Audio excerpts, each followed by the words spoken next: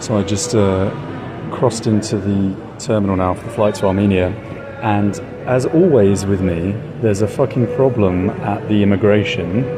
This guy starts processing my passport. I did all the electronic pre-clearance, checked in online, everything was fine, and this guy starts taking ages, and I'm worried it's linked to what happened in Lebanon, because I'm still convinced they detained me in Lebanon for all that time because of the British government, hence why the British government gave me a restricted passport as well last year. So this guy's on the computer for ages, and then he says to me the most ridiculous thing ever.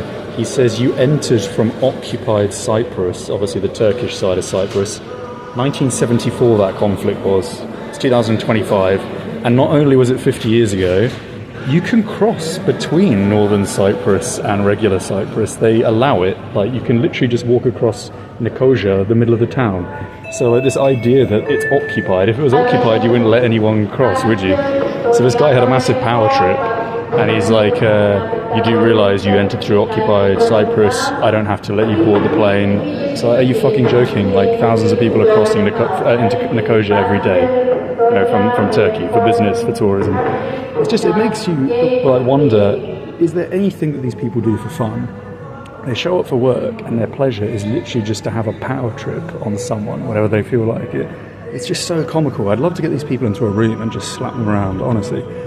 So that's another immigration point that's been problematic. And you know, it was funny as well, the border itself in Nicosia, which is essentially a historic streets where you can just, half the street is in northern Cyprus, Turkish controlled Cyprus, the other half is here in regular Cyprus.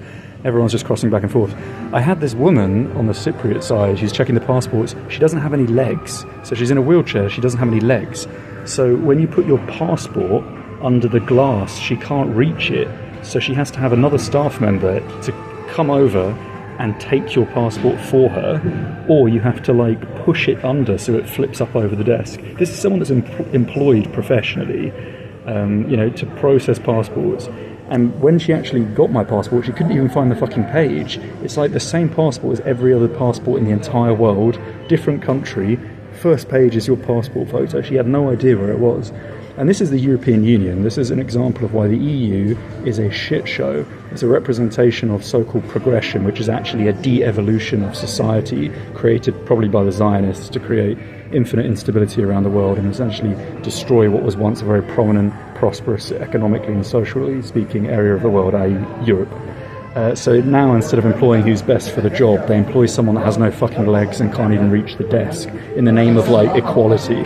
It's just fucking jokes, man. Like, the whole society in Europe now is just a fucking comedy sketch. And this is my first time back in Europe in 2 years after living in Asia, where everything functions perfectly.